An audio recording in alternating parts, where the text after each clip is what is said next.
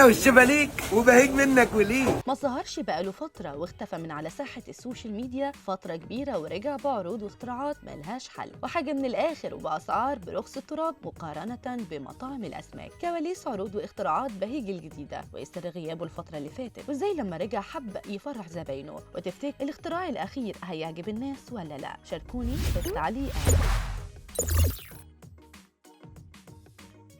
غاب عن زباينه ومتابعينه في مصر حوالي شهر تقريبا، وناس كتير كانت بتسأل عنه، بس طلع مسافر في فرعه الجديد، ولما رجع كسر الدنيا وعمل قلبان. كواليس اختراعات عم عادل بهيج ملك الفوسفور اللي كسر الدنيا برجوعه بعد غياب فترة كبيرة. يا ترى كان فين وايه اللي حصل معاه؟ ظهر بهيج من كام يوم في فروع في مصر بعد ما غاب عن الساحة لمدة شهر، ده لأنه كان مسافر السعودية وراح فرعه هناك اللي كان بيعمل عروض جديدة هناك، وكانت الناس عليه طوابير علشان يجربوا اختراعاته. وفجأة ساب السعودية وقال لاصحابه وهو في المطار انه راجع مصر، لان في عروض مهمه لازم ينزل يعلن عنها ويقدمها للجمهور كهديه بعد غيابه عنهم. اول حاجه عملها ظهر في الفيديو والناس حواليه وعمالين يسالوه يعني ايه عرض الزعفرانه اللي حطها في المنيو جديد، وهو يقول لهم استنوا اقول لكم، لحد ما نزل الوصفه بالملي، وكانت عباره عن فتة جمبري اختراع حكايه وبيجيب من الاخر حرفيا. يا ترى بقى عباره عن ايه؟ اول حاجه هتجيب عيش وتحط عليه تقليه توم وعليه رز وصلصه بخلطه بهيج السريه، بعدين جمبري ورشه كزبره على الوش، وبتودي الاكل في حته تانية. مش بس كده، ده ظهر هو بيعمل وجبه جديده في صينيه كبيره تنفع لفردين وسماها مازنجر. يا ترى هي كمان عباره عن ايه؟ عباره عن سمكه بلطي معموله سنجاري وقطعتين كابوريا مع 3 جمبري كريسبي و3 جمبري مشوي على الجريل و3 جندفلي و3 بلح بحر. اما بقى الاسعار فحقيقي هتخليك تتفاجئ لانها ارخص بكتير من اسعار مطاعم الاسماك اللي بره. ففتة الجمبري عملوها ب 160 جنيه، مع ان معروف ان طبق الجمبري في اي حته بيعدي ال 200 جنيه، فيعتبر ده سعر اللقطه. وصينيه مازنجر الحقيقيه هتتفاجئ ان الكميه دي كلها تبقى ب 350 جنيه، وفيها جمبري وكابوريا وبلح البحر وجندفلي، يعني عرض حكايه ومغري جدا. هنا المتابعين انبهروا بفكره الاسامي والعروض وقعدوا يسالوا على الاسعار. مش بس كده، دول عاوزين يرجعوا للعروض القديمه